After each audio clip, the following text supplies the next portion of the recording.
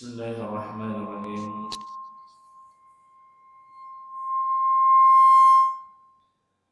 Assalamualaikum warahmatullahi wabarakatuh.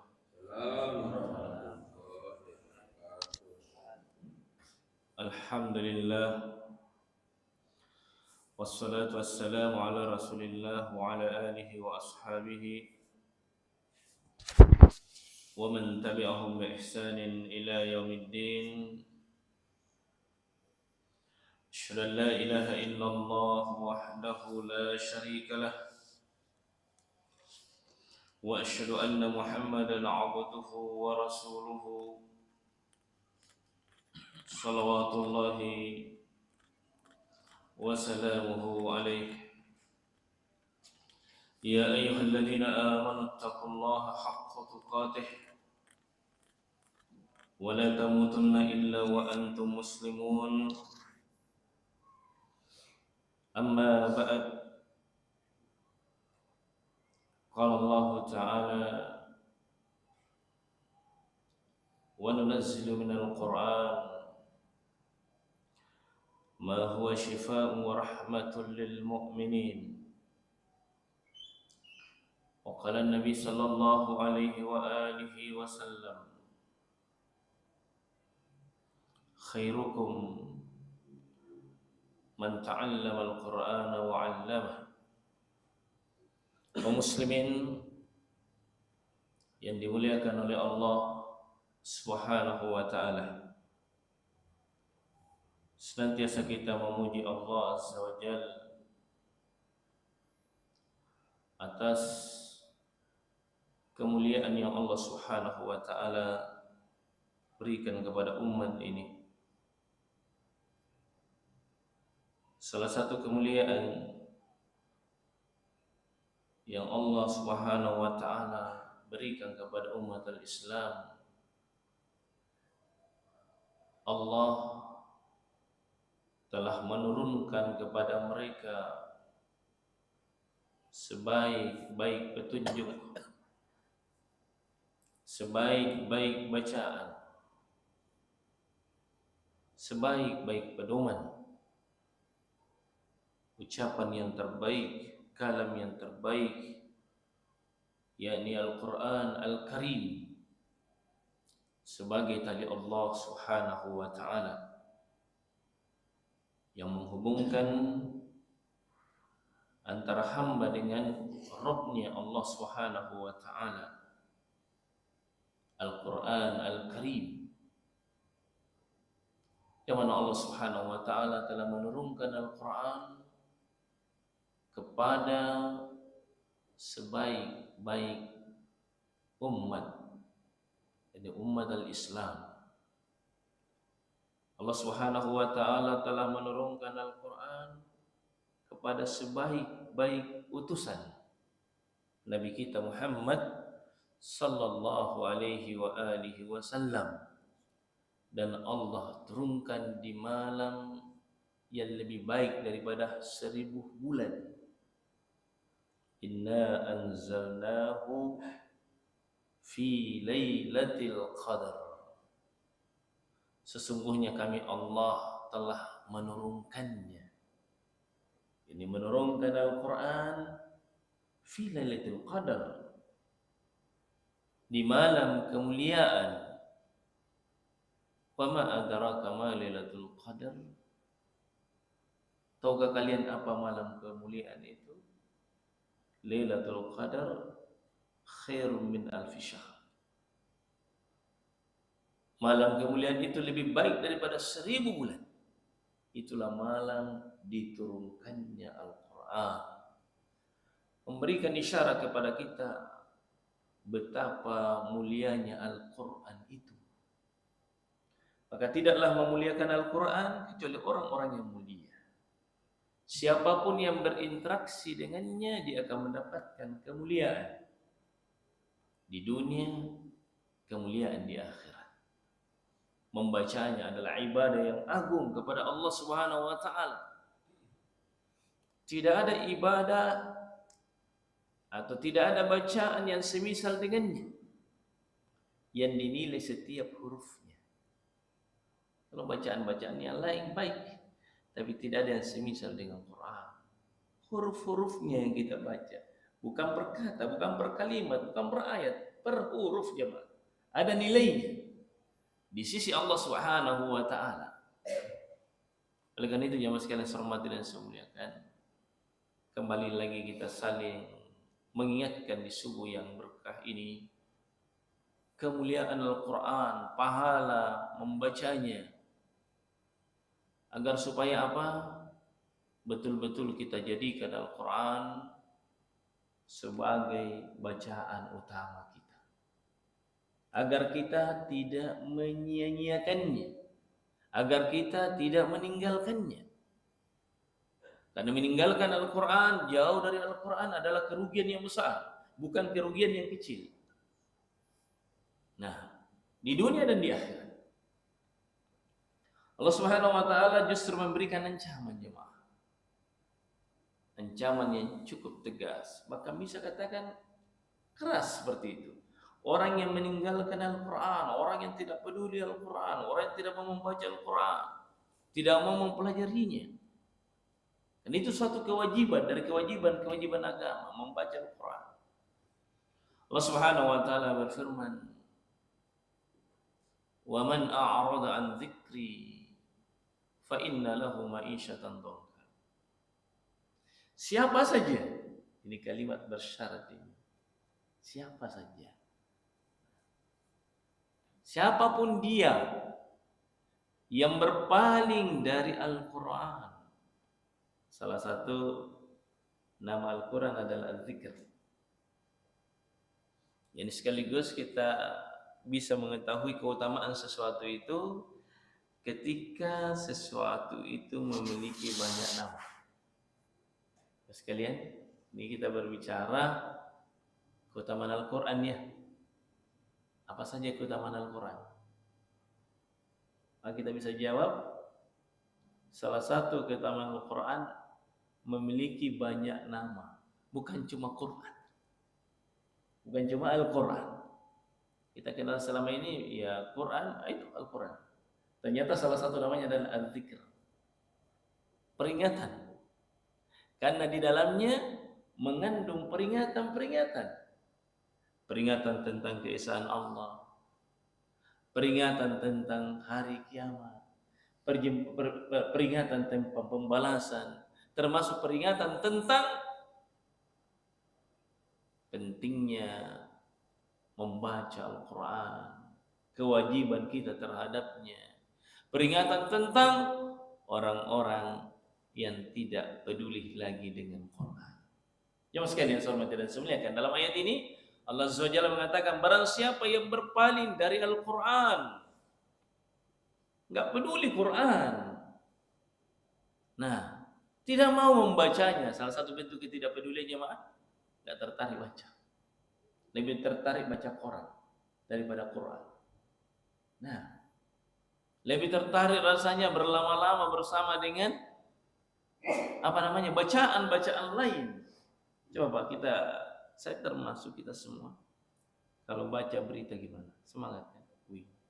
Paling kalau bicara berita-berita viral, tertarik, bisa berjam. Tapi bagaimana dengan Quran? Saat kita membukanya, ada apa dengan Quran? Ada apa dengan hati kita? Utsman bin Affan mengatakan, sekiranya hati kita bersih, sekiranya hati kita baik, maka kita tidak pernah merasa kenyang dengan Quran. Itu perkataannya Utsman, Pak, radhiyallahu anhu. Dan terbukti ya, Utsman meninggal dalam keadaan apa, Pak? Membaca Al-Quran. Ya, seseorang akan dimatikan di atas kebiasaannya. Saya ulangi ya, Bang. Seseorang akan dimatikan di atas kebiasaannya. Dan seseorang akan dibangkitkan sesuai dengan bagaimana dia meninggal. Allah Subhanahu wa taala atau Utsman bin Affan telah membuktikan itu. Termasuk sahabat yang sangat mencintai Quran. Rumahnya sudah diserang, rumahnya telah dikepung, musuh telah masuk dengan senjata-senjata mereka hendak membunuh Utsman radhiyallahu anhu. Dan beliau tidak bergeming, beliau tidak merasa takut. Dia merasa nyaman dengan Al-Quran, kalamullah. Dalam keadaan dia membaca Quran, dia dibunuh oleh musuhnya. Masih teringat seorang sahabat? Ini sambil kita cerita kisah-kisah. Enak itu kalau kita baca gimana hubungan Quran dengan orang-orang soleh dulu ya. Kali kita Pak gimana? Kalau sementara membaca Quran ada musuh masuk. Dengan saja tentu kita segera meletakkan Quran, cari apa yang bisa dipakai untuk berlindung, melawan dan seterusnya. Ini seluruh sahabat yang mulia Utsman bin Affan ini, subhanallah, dan Nabi digelar Dzun-Nurain, ya kan? Yang dia telah mendapatkan dua putri Nabi Sallallahu Alaihi Wasallam ini, sahabat yang utama Utsman bin Affan, termasuk orang dijamin surga ini. Bagaimana cintanya dengan Al-Quran, ya, tidak mau berpisah dengan Quran, hatta dalam kondisi yang sangat genting, ya, sangat genting. Musuh masuk, bukan satu dua orang musuh yang masuk, banyak. Subhanallah, dalam keadaan dia membaca Quran, dia dibunuh oleh orang-orang yang memusuhinya. Subhanallah, jemaah sekalian saya hormati dan saya muliakan. Inilah Utsman bin Affan, inilah keadaan para sahabat. Termasuk kita pernah dengar seorang sahabat dalam keadaan membaca Quran dalam sholatnya dipanah oleh musuh. Dipanah oleh musuhnya. Kira-kira kita apa gimana Pak? Kalau kita sementara sholat baca Quran dipanah, kena dia. Apa kita berhenti? Berhenti kita Pak. Pertama sakit, ya kan? Yang kedua rasa takut dan berusaha untuk menjaga diri.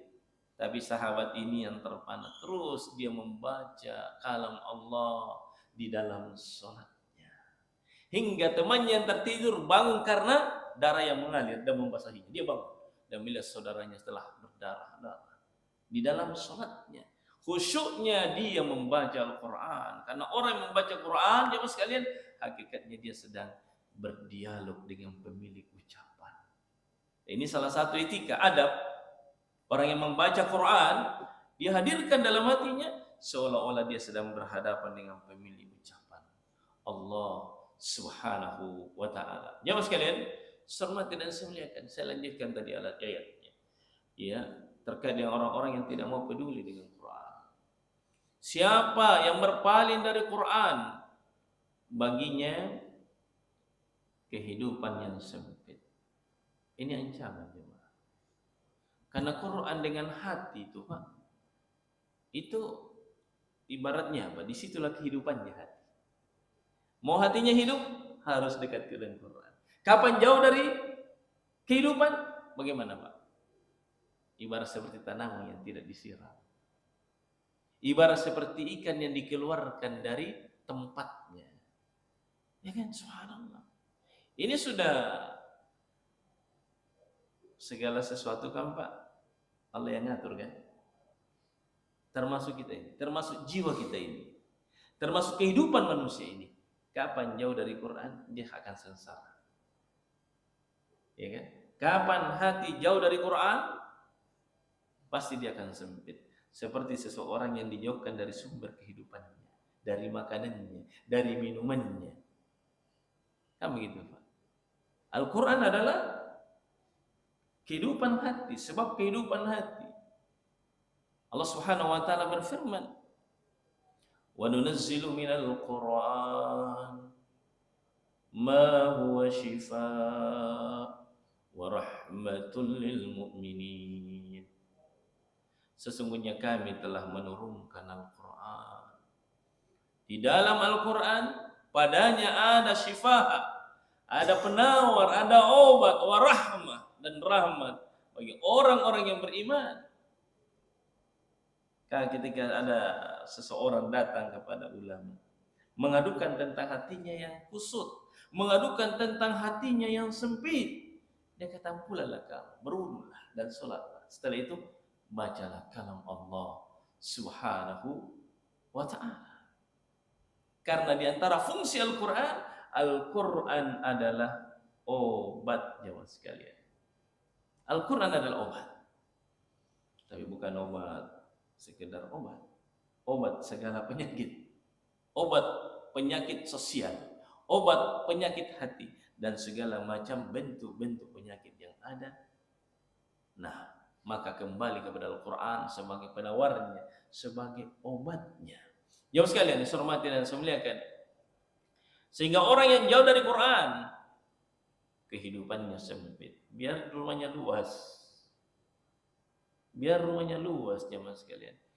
Karena Allah yang sudah desain begitu hati ini. Hati akan baik, hati akan luas. Sesuai dengan luasnya dia menerima Al-Quran.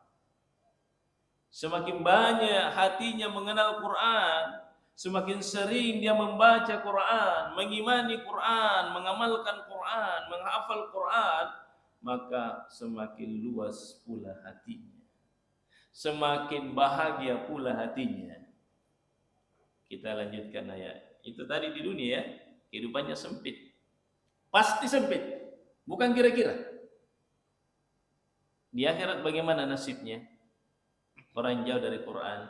Wa nahsyuruhu yaumal qiyamati a'ma. Kami akan kumpulkan kelak di akhirat dalam keadaan buta. La ilaha illallah. Ini Allah yang beritakan, Pak. Ini ancaman. Ancaman. Ya mestinya setiap orang-orang yang ada keimanan dalam hatinya takut dengan ancaman ini. Kelak di akhirat dibuat buta dia. Kami akan kumpulkan dia dalam keadaan buta. Ini orang yang berpaling dari Quran. Qala. Orang yang berpaling dari Quran ini, orang yang dikumpulkan dalam keadaan buta ini bertanya, lima hasyartani a'ma. Kenapa kami dikumpulkan dalam keadaan buta? Protes dia. Protes dia. Kenapa kami buta ini? Wa qad kuntu basira. Padahal dulunya kami melihat. Kami tidak buta di dunia. Kenapa kami buta hari ini? Maka dijawab ya pertanyaan mereka dengan jawaban yang luar biasa. Yang hendaknya jangan sampai kita masuk di situ. Qala kadzalika atatka ayatuna fanasitaha. Demikianlah. Karena dulu di dunia jika datang ayat-ayat kami, idza atatka ayatuna, jika ayat-ayat kami datang kepadamu, fanasitaha, engkau melupakannya, engkau tidak peduli. Karena mengkasarkan naparibo kotoli. Apa artinya itu naparibo kotoli? Artinya sudah di belakang sudah. Nanti itu gampang itu. Apalagi itu? Kenapa lagi begitu? Macam-macam sudah. Yang penting kayak tidak senang dengan Quran. Wa kadzalikal yauma tunsa. Maka demikianlah pada hari ini engkau dilupakan. Jadi siapa yang melupakan Quran dia akan dilupakan. Sebagai balasan terhadapnya, balasan yang adil. Istilahnya Pak dalam sebuah ungkapan al-jaza min jinsil amal. Balasan itu sesuai dengan perbuatan. Yang sekalian saya hormati dan saya muliakan, sehingga tergambar bagi kita Pak, orang yang bersama Quran hidupnya akan lapang, hidupnya akan tenang, hidupnya akan bahagia. Barakallahu fikum. Baik, jemaah sekalian, hormati dan saya muliakan. Al-Quran ini bahasa Arab, jemaah. Ya kan? Bahasa Arab. Apa sih artinya Quran? Ini ada juga biasa keadaan jemaah. Ada juga biasa kita dengar nyeleneh ya. Ya, kalau kita ajak mereka belajar Quran, kalau kita ajak mereka berpedoman dengan Quran, apa kata mereka? Al-Quran.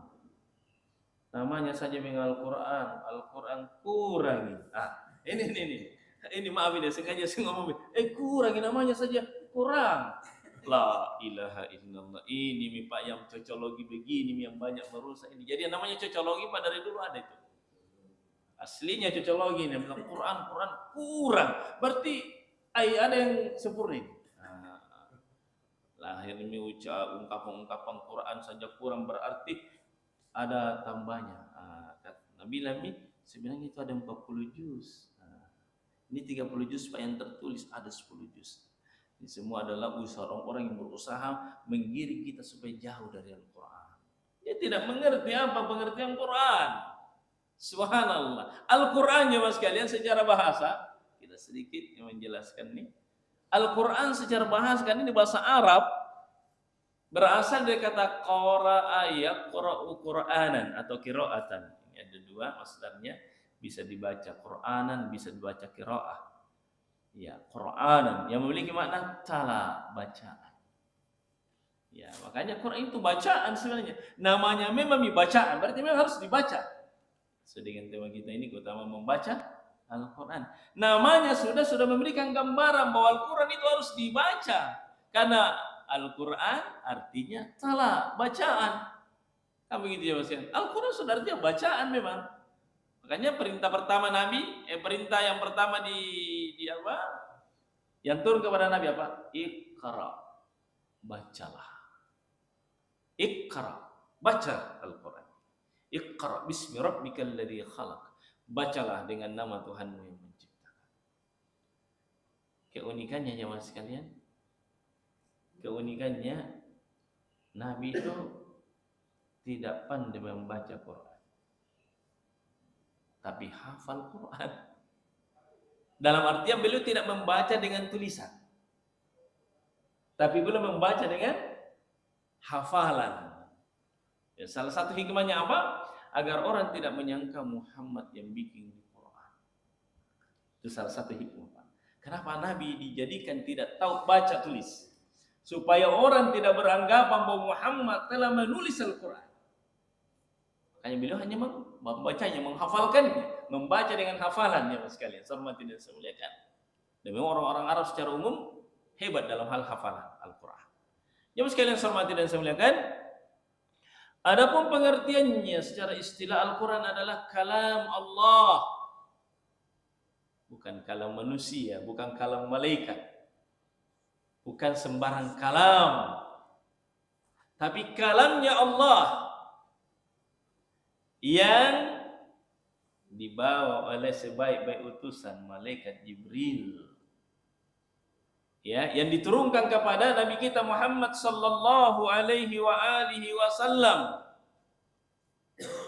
Yang mana Al-Quran ini dibuka dengan suratul Fatihah, diakhiri dengan surah An-Nas, serta membacanya bernilai ibadah. Jadi saat kita buka Quran Pak, niat ibadah. Saat kita membaca ayat per ayat, niatkan ibadah, karena memang ibadah. Rasul sallallahu alaihi wa alihi wasallam bersabda, "Man qara harfan min kitabillah falahu bihi hasanah." Siapa yang membaca satu huruf dari Quran, satu huruf jemaah. Siapa yang membaca satu huruf dari Quran, baginya satu kebaikan. Satu kebaikan, Pak. Nabi yang bilang, kebaikan apa? Wallahu a'lam. Dan pastinya kebaikan, kalau Nabi mengatakan kebaikan, kebaikannya lebih baik daripada dunia. Ya, kenapa Pak? Karena kalau orang berbicara kebaikan negeri akhirat itu kekal. Kalau kita berbicara dunia, kekal atau tidak? Enggak kekal. istri yang cantik tidak kekal, rumah mewah tidak kekal, jabatan yang kita pegang tidak kekal. Semuanya berlalu. Tapi kalau berbicara tentang negeri akhirat, pahalanya itu kekal. Wal baqiyatus sholihat, amalan-amalan soleh yang kekal. Termasuk bacaan Quran yang kita baca itu menjadi kekal jamaah sekalian. Tidak akan sirna dengan berlalunya waktu. Man qara harfan min kitabillah falahu bihi hasanah. Wal hasanatu bi asyri amsalihha. Hebatnya lagi jamaah. Hebatnya lagi. Satu kebaikan ini kata Nabi Allah lipat gandakan menjadi 10 kebaikan nih. Coba lihat. Satu huruf. Satu huruf yang kita baca satu kebaikan. Satu kebaikan dilipat lagi menjadi 10 kebaikan. Lalu Nabi katakan wala aqulu alif lam mim harf. Dan saya tidak mengatakan bahwa alif, lam, mim itu satu huruf.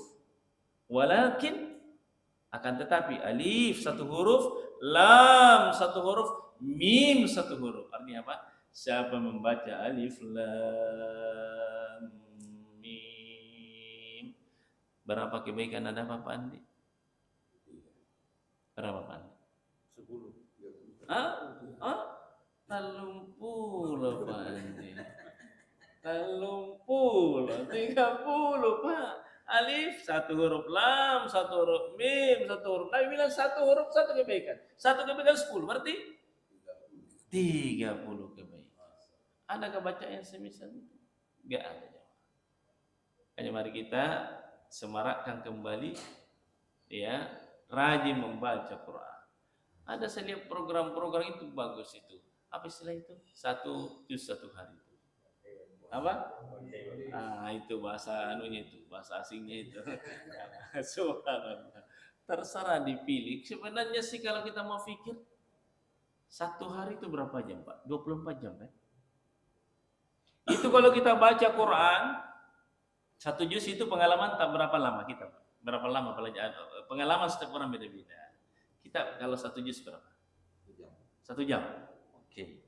Kayaknya itu waktu yang paling lama itu 1 jam. Terlalu lama. Kalau mandi berapa jam? Terbata-bata. Oh, terbata. Bayangkan Pak, hebatnya Quran, biar terbata-bata juga dapat pahala. Coba, Bapak bilang tadi terbata-bata. Bapak kira tidak dapat pahala kalau terbata-bata? Ada pahala spesial bagi orang membaca Quran terbata-bata. Kata Nabi, dan orang yang membaca Quran dan dia terbata-bata, lahu ajran, baginya 2 pahala. Kenapa bisa dapat pahala 2 orang yang terbata-bata membaca Quran? 1, pahala membaca. Yang kedua, pahala berusaha biar terbata-bata nah baca ji. Maka Nabi katakan orang yang membaca Quran dan dia terbata-bata, baginya 2 kebaikan. Subhanallah. Kita berapa? Kita terbata-bata. Ada apa juga pahala? Masya Allah. Dapat juga pahala. Subhanallah. Luar biasa. Kalau Wais pengalamannya berapa kalau satu juz? 45 menit. 40 sampai 45 menit. Ini termasuk sedang. Kita luangkan waktu 45 menit. Dibagi itu dalam satu hari. 10 menit sudah sholat subuh. 10 menit kapan saya belum tidur. Ya kan? Apalagi menurut para ulama, keberkahan hari keberkahan kita pada hari itu, lihat katanya, dapat berkah yang luar biasa pada hari itu. Lihat bagaimana kita berinteraksi dengan Quran. Semakin banyak kita berinteraksi dengan Quran pada hari itu, kita akan rasakan keberkahan pada hari itu. Keberkahan cari rezeki, keberkahan beribadah, keberkahan berinteraksi dengan keluarga, keberkahan berinteraksi dengan manusia dan seterusnya. Kita akan rasakan di situ. Karena Quran memang keberkahan. Quran memang berkah, membawa keberkahan. Dan orang yang berinteraksi dengannya dia akan mendapatkan keberkahan. Subhanallah, itulah Quran. Jamaah sekalian yang saya hormati dan saya muliakan. Al-mahiru bil Quran, kata Nabi. Orang yang mahir membaca Al-Quran ma'as safaratil kiramil bararah. Ini luar biasa. Kalau tadi kan yang baca terbata-bata kan, pahalanya sudah luar biasa. Bagaimana pula orang yang mahir? Terbata-bata saja luar biasa sudah pahalanya. Gimana pula orang yang mahir? Nih kata Nabi, al-mahir bil Qur'an ma'as safaratil kiramil bararah, atau kama qala Nabi sallallahu alaihi wasallam, bahwa orang yang mahir membaca Quran maka dia akan bersama dengan malaikat-malaikat yang mulia. Malaikat menjadi kawannya, luar biasa di dunia dan di akhirat. Makanya jamaah sekalian, banyak orang yang menjadi sahibul Quran, sahabat Quran, menjadi, ini paling istimewa lagi, menjadi keluarganya Allah. Bukan keluarga dalam artian yang kita pahami ya. Tidak boleh tasywih di situ. Tidak boleh ada penyamaan di situ. Kalau keluarga berarti ada ini, enggak. Keluarga dalam artian betul-betul menjadi orang khususnya Allah. Subhanallah. Menjadi orang khususnya Allah. Al-mahir bil Quran, ma'asafar al-kiramil barrah. Menjadi orang khassatuhu, menjadi orang khususnya Allah Subhanahu wa taala, orang yang bersahabat dengan Al-Qur'an. Jamaah sekalian, hormati dan saya muliakan, di akhirat tidak ada lagi pahala puasa. Tidak ada lagi ibadah puasa maksud saya. Di akhirat tidak ada puasa. Di akhirat tidak ada lagi kewajiban sholat 5 waktu. Di akhirat tidak ada lagi ibadah berjalan ke masjid. Ada. Tapi di akhirat masih ada ibadah membaca Quran. Coba. Ini Quran yang dahsyatnya. Dikatakan nanti di akhirat, Iqra wartaqi warattil. Katakan di akhirat, bacalah dan naiklah. Ini di akhirat nanti dikatakan kepada orang yang sahibul Quran, bacalah dan naiklah terus ke jenjang-jenjang surga, karena sesungguhnya kedudukanmu di surga sesuai dengan ayat-ayat yang terakhir yang engkau baca, yang engkau hafalkan. Sehingga para ulama mengatakan jenjang-jenjang di surga, tingkatan-tingkatan surga jumlahnya sesuai dengan jumlah ayat dalam Al-Quran. Semakin banyak yang dihafalkan, semakin banyak yang kita hafalkan, semakin banyak yang kita amalkan, semakin banyak yang kita ajarkan, maka semakin tinggi pula jenjang-jenjang hamba di surga Allah Subhanahu wa taala. Oleh karena itu Rasul sallallahu alaihi wa alihi wasallam bersabda, khairukum man ta'allamal Qur'ana wa 'allamah. Sebaik-baik kalian adalah orang yang belajar Quran dan mengajarkannya. Jemaah sekalian hormati dan saya muliakan, banyak sekali dalil yang menjelaskan tentang Al-Quran, berinteraksi dengan Quran. Belum lagi jemaah, hal yang paling diharapkan di akhirat apa jemaah? Ketika terjadi huru-hara, ketika setiap orang membutuhkan perlindungan, setiap orang membutuhkan pertolongan, hari yang mana Allah Subhanahu wa taala mengatakan yauma yafirrul mar'u min akhi wa ummihi wa abi wa sahibatihi wa bani likulli imri'in minhum yauma idzin sya'nu yughni. Hari di mana seseorang lari dari saudaranya sendiri. Yauma yafirrul mar'u min akhi wa ummihi wa abi, dia lari daripada ibu dan ayahnya, wa sahibatihi wa bani, bahkan dia lari daripada istri dan anak-anaknya. Setiap orang sibuk dengan urusannya masing-masing. Padahal jemaah sekalian, mestinya hari itu adalah hari kerinduan, hari pertemuan. Ketemu lagi dengan bapakku, ketemu lagi dengan mamaku, ketemu dengan anak-anakku. Justru pada hari itu ada kondisi di mana pada hari itu orang takut bertemu dengan orang-orang dekatnya. Subhanallah, kenapa takut? Teringat dosanya dia kepada anaknya, dosanya dia sama istrinya, dosanya dia sama suaminya, dosanya dia sama orang tuanya. Takut dia. Subhanallah. Tapi ada orang-orang yang hidupnya keadaannya tenang, keadaannya luar biasa. Siapa di antaranya? Orang yang menghadap kepada Allah dengan modal Al-Quran. Rasul sallallahu alaihi wa alihi wasallam bersabda, "Iqra'ul Qur'an fa innahu ya'ti yaumal qiyamah syafi'an li ashabih." Baca kalian Al-Quran. Baca memang Quran, baca Quran, karena sungguh Al-Quran akan datang di hari kiamat sebagai syafi'an li ashabi, sebagai pemberi syafaat kepada orang yang membacanya. Di mahsyar, hari yang penuh dengan huru-hara, kepanasan, kehausan, Quran datang menawarkan. Ya Rabb, dia akan berbicara di hadapan Allah. Ya Allah, saya telah menahan tidurnya. Saya menjadi sebab dia lambat dia bangun dan dia membacaku ya Allah. Maka saya memohon kepadamu hari ini, engkau beri dia pertolongan, engkau selamatkan dia. Maka Allah berkata kepadanya, syafaat diterima. Jadi kalau di akhir apa? Amal-amal kita itu berwujud. Amal-amal soleh itu berwujud. Dan amal soleh akan memintakan syafaat kepada Allah. Salah satunya adalah Quran. Kita sangat butuh pertolongan Pak di akhirat. Kira-kira butuh enggak? Butuh. Hari di mana tidak bermanfaat harta tak? Enggak lagi. Hari di mana tidak bermanfaat anak-anak tak? Enggak lagi. Yauma la tamliku nafsun li nafsin syai'a wal amru yauma idzil lillah. Pada hari di mana orang tidak bisa membantu orang lain. Urusan seluruhnya milik Allah. Maka kita sangat butuh pertolongan di akhirat. Salah satunya adalah amal soleh, membaca dan bacaan Al-Quran.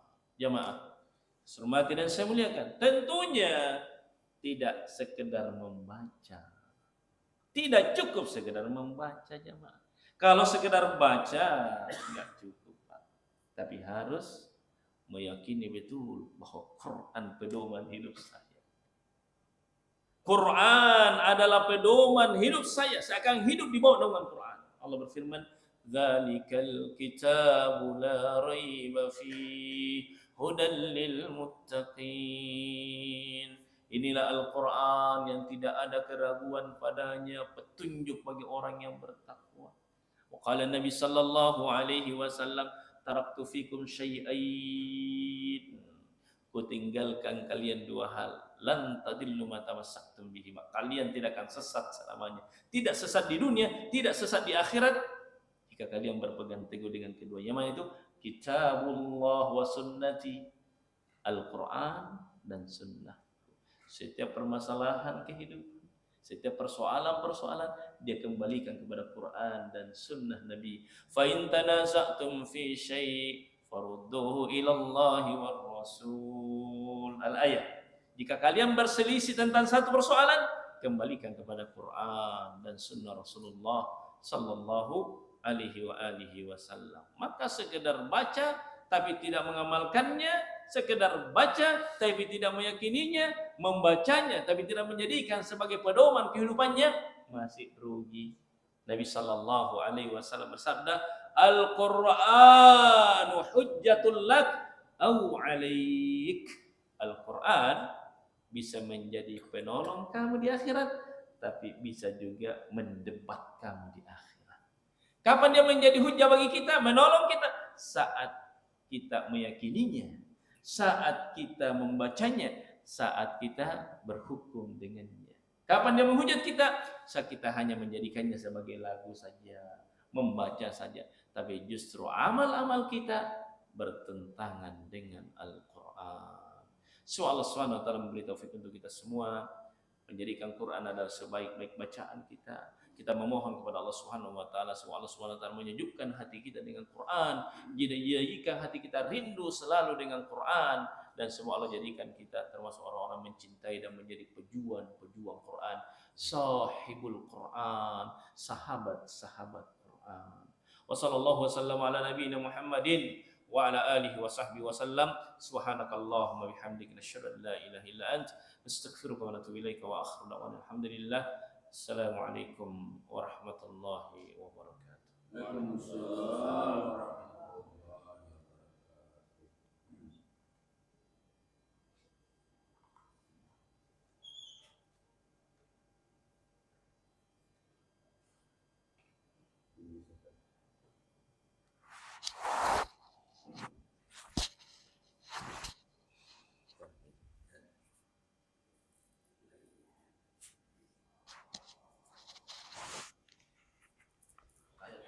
Boleh, ya, silakan kalau bisa dijawab.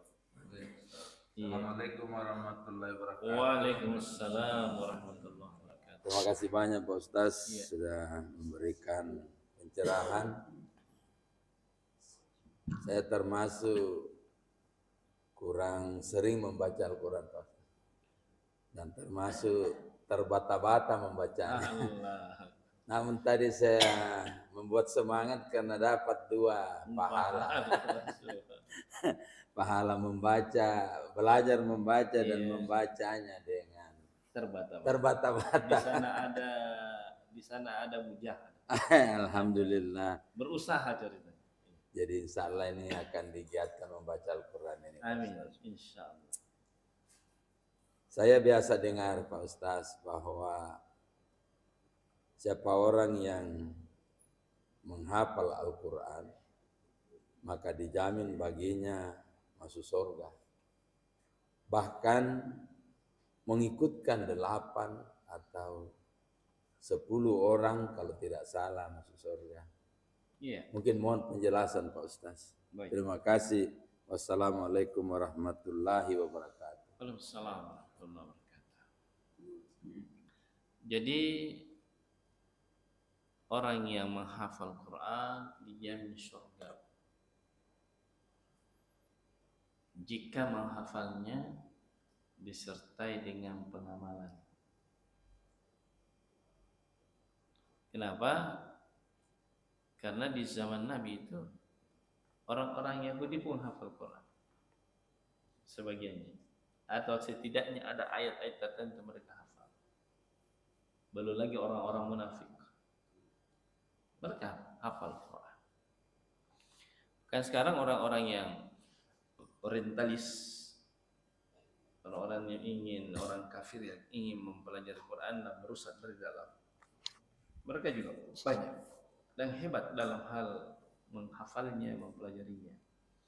Maka tentu di sini orang yang dijamin, penghafal Quran dijamin masuk surga jika di samping dia menghafalkannya, dia mengamalkannya.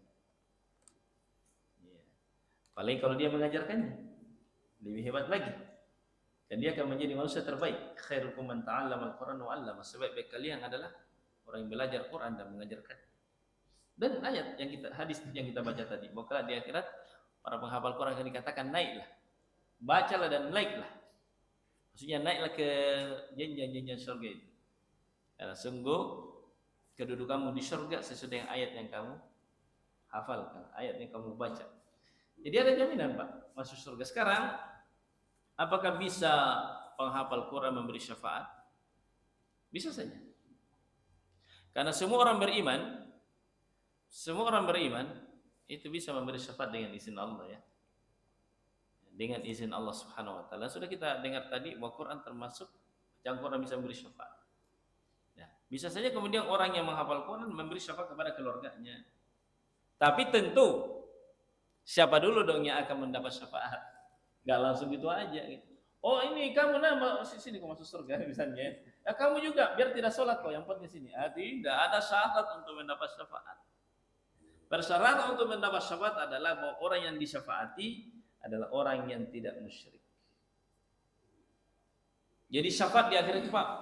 Kalau nanti mungkin ada waktu kita kasih tema syafaat di akhirat. Itu jenjang-jenjang syafaat. Ada orang yang tidak mungkin dapat syafaat. Biar siapa? Termasuk Nabi SAW nggak bisa beri syafaat.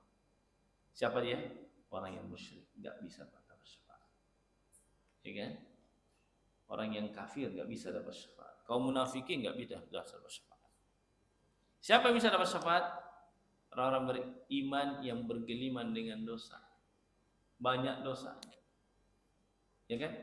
Syafaat yang terendah adalah orang yang sudah di dalam neraka, di keraknya neraka yang paling dalam.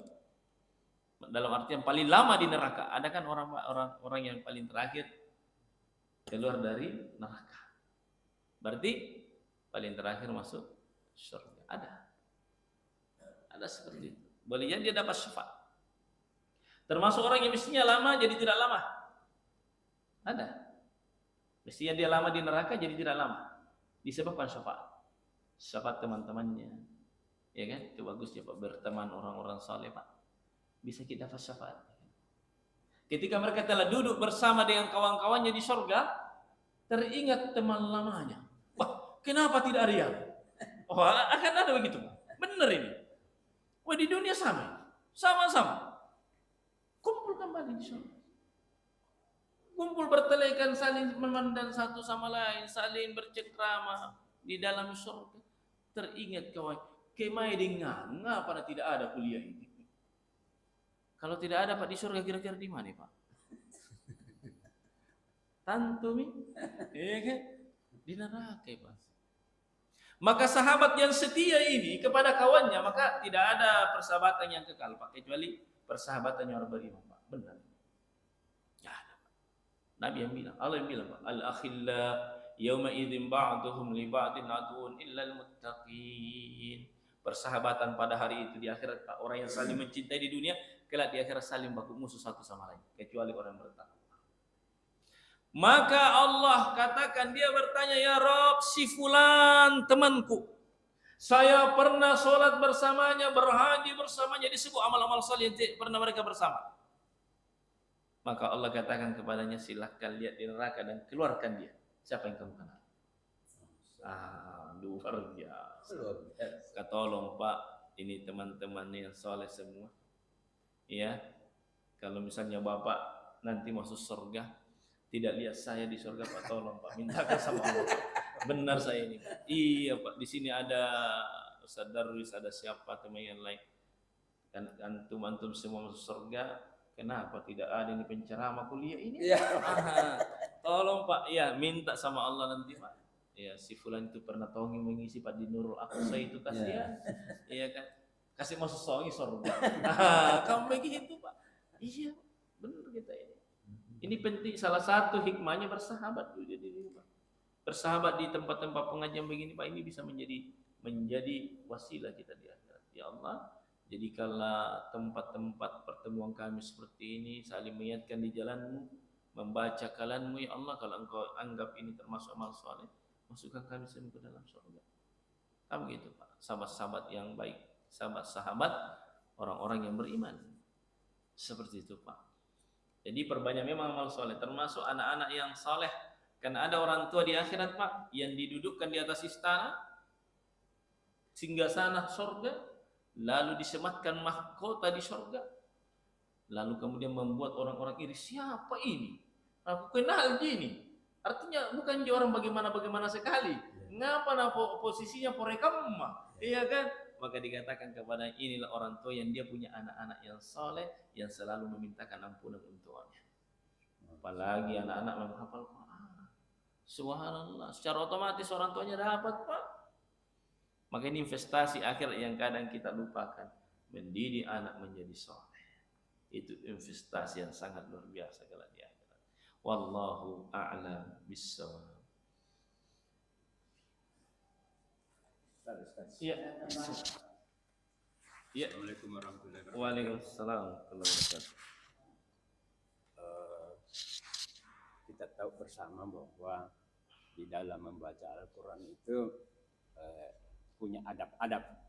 Ada. Misalnya kalau kita baca mushaf harus dalam keadaan suci, menghadap kiblat.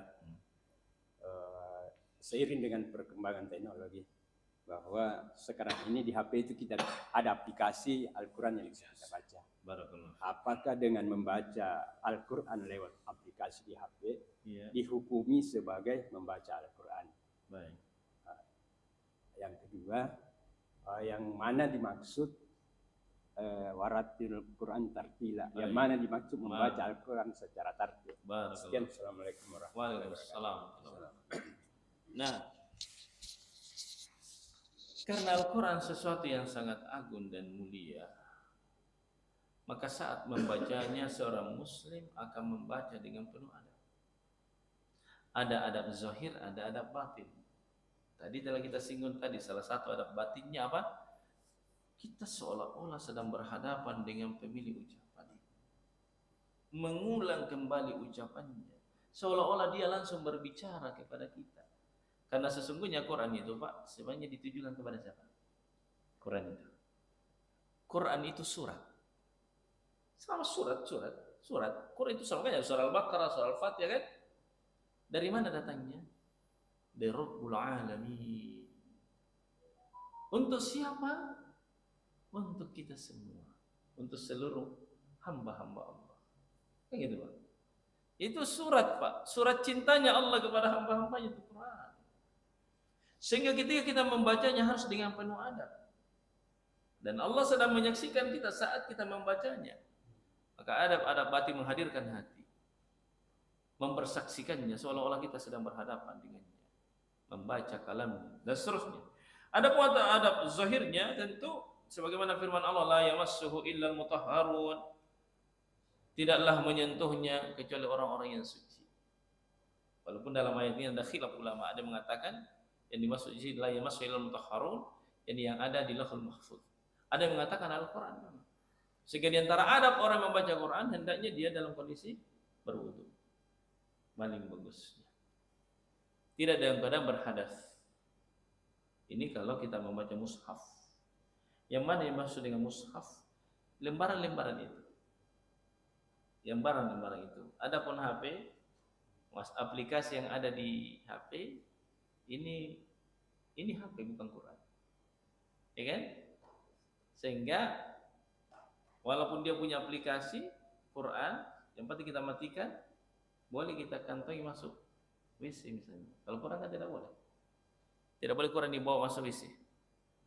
Kalau bagaimana ya aplikasi ada Qurannya boleh dibawa masuk. Ya, kecuali saat membukanya ya seperti kita sedang berinteraksi dengan Quran, tapi bukan mushaf. Karena yang kita pegang ini HP. Kamu itu ya. Sehingga setidaknya harus seperti saat memegang mushaf harus berwudu misalnya. Begitu ya. Dan keadaan bersih, enggak. Seperti itu. Jadi beda Pak ya, beda dengan mushaf. Tapi ada samanya. Sama-sama kita buka aplikasi ya, Quran ini yang kita baca. Tapi yang kita pegang bukan Quran. Apa? HP. Ya sekalian, bolehkah membaca Quran dengan HP? Boleh. Manakah besar pahalanya memegang mushaf atau memegang HP? Membaca Quran dengan HP? Lebih besar pahalanya di pegang mushaf langsung.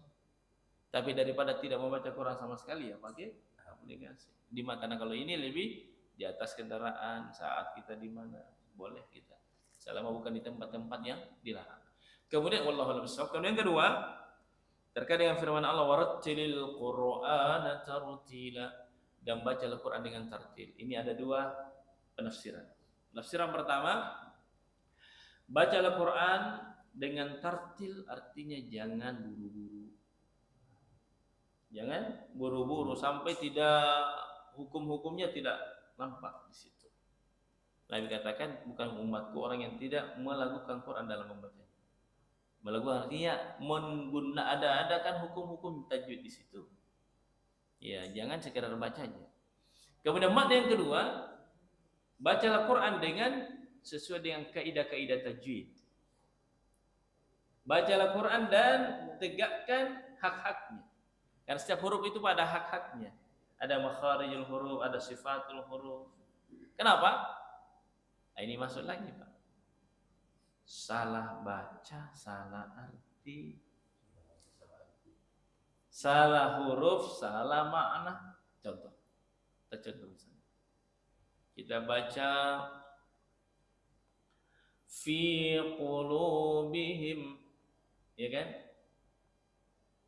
Pakai atau dalam bahasa Arab kata qalbun, qulub dari kata qalbun. Ya kan? Qalbun artinya hati. Pakai huruf qaf. Tempat keluarnya di pangkal lidah. Bertemu dengan langit-langit atas yang lunak bagian dalam. Itu qaf, tempatnya, tempat keluarnya qa. Huruf qa. Qul. Ya kan? Qulub, qalbun. Apa artinya qalbun?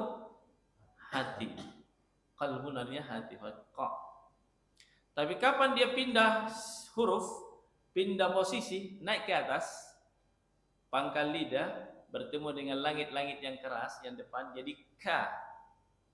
Jadi huruf ka atau ek ya ka, maka kita baca kalbun yang semestinya qalbun tadi menjadi kalbun.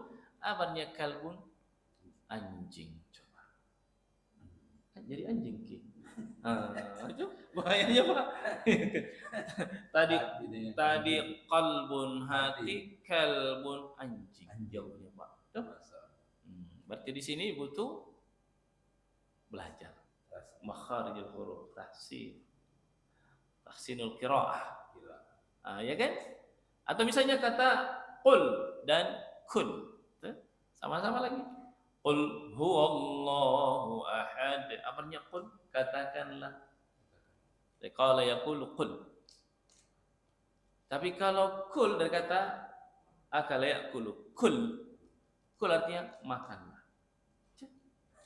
Bilang aja. Qul, katakanlah kul kanre. Kanre Jawa ya mana? Ya kita makan kue sekarang.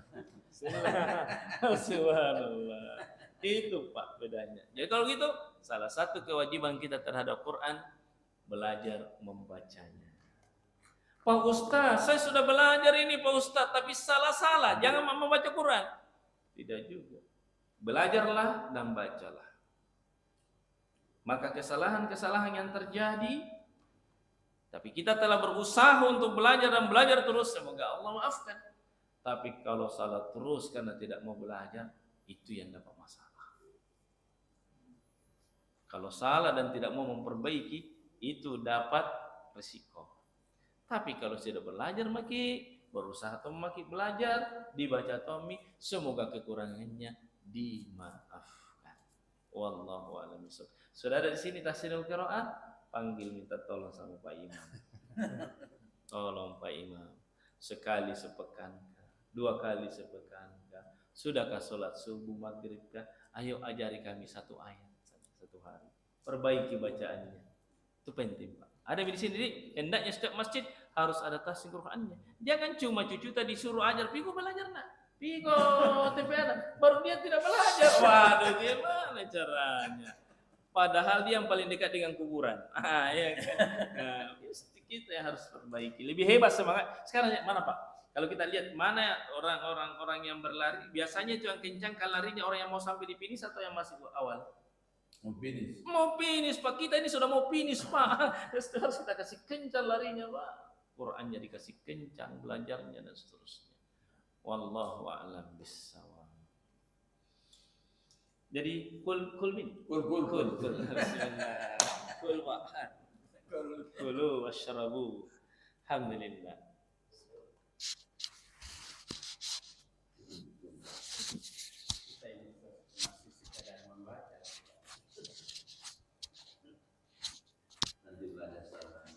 Ada Pak Imam kita.